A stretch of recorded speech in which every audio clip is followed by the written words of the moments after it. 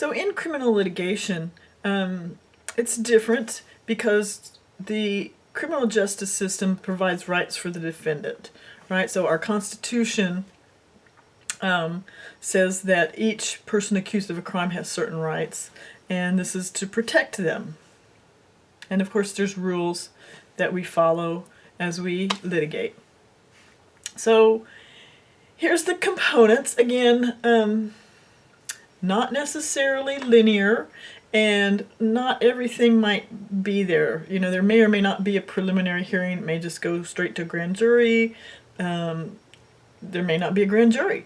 So things like that. So depending on what's going on, but these are the components. Filing of charges, arresting, right? This is a crime, so there's going to be an arrest and charge of the defendant. Preliminary hearings, sometimes. Grand jury, sometimes. Arraignment, that will happen. Discovery, pretrial motions, trial and appeal. So all these components could be a part of it. So when we have a fraud occur, these aren't typically like a crime where, right, the police are there and called right away, right, where they might even see the crime, right? A crime of robbery, somebody walks into the corner store and robs the clerk, right? Typically what happens is an organization has to realize a fraud has been committed against it. They have to kind of come up with some evidence, and they go to the district attorney and they say, hey, this fraud was committed against me. And they may go to the police first, right?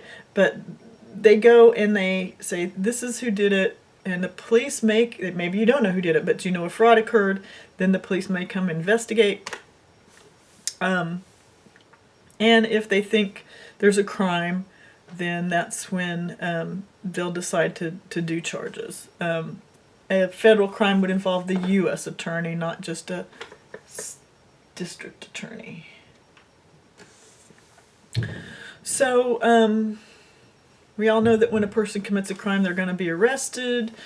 When they're caught in the act, they're arrested right then and there. That's a way to be arrested without a warrant. But most of the time, especially with fraud, a warrant has to be issued. So somebody goes to the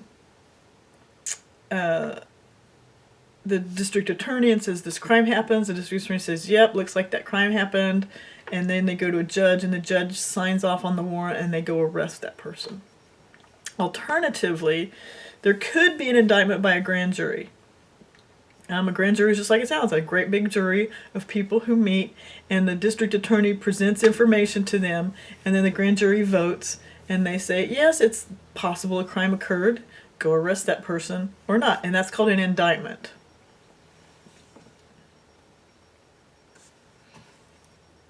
Okay, so if a crime existed and somebody is going to get arrested, there are constitutional protections. That's why we don't just go out and arrest people or go and break into people's houses and get the evidence. When there's a crime, there's this Constitution covering people's rights. Fourth Amendment and Fifth Amendment are your typical constitutional protections for before the trial. You can't just arrest people. You can't just search their houses. You can't just take something from them because you think it relates to a crime. You have to have what's called probable cause. You have to have an indictment of a capital crime. No, you can't just keep arresting someone for the same crime, right? No double jeopardy. People don't have to tell you they committed a crime. That's right to refuse to incriminate. You have to use the due process of law, and you can't take people's private property.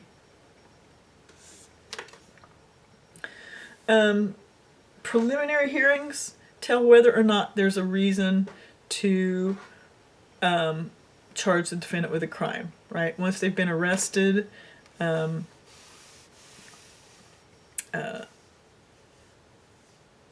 not establishing the guilt or innocence. All right? So a preliminary hearing decides, should we go arrest them? Grand jury decides, should we arrest them? A grand jury is a big group of people. They listen to evidence, and they decide if there's probable cause. Not that they're guilty, just could it be that they did this crime, and then if the grand jury says it's possible,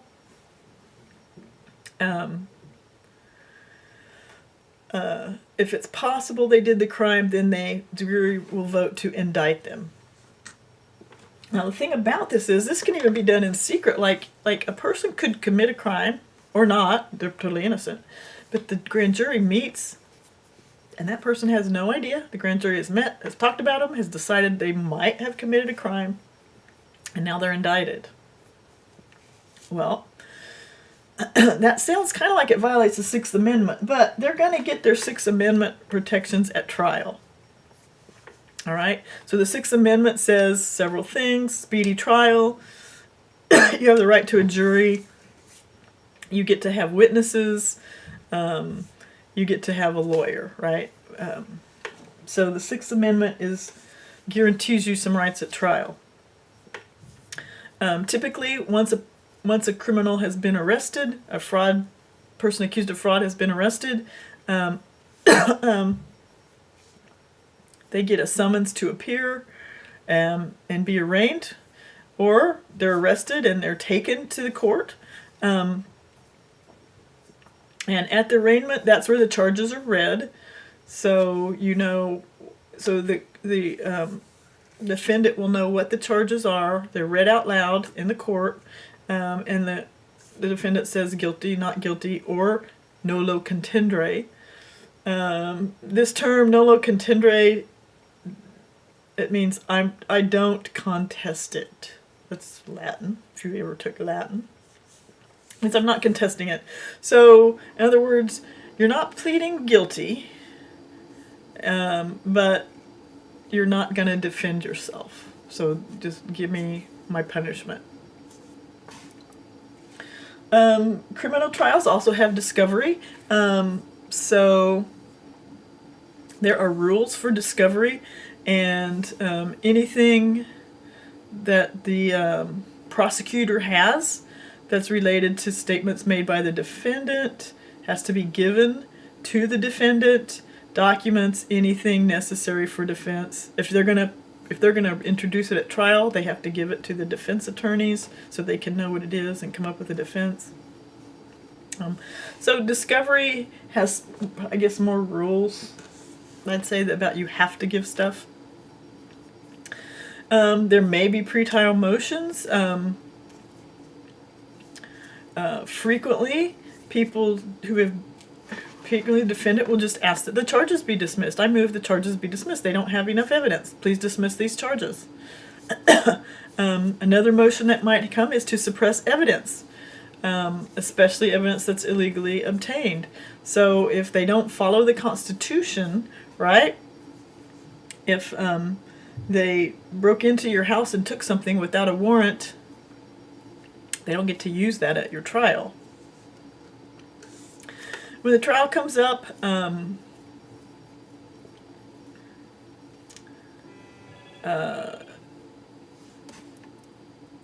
they put out all the evidence, right?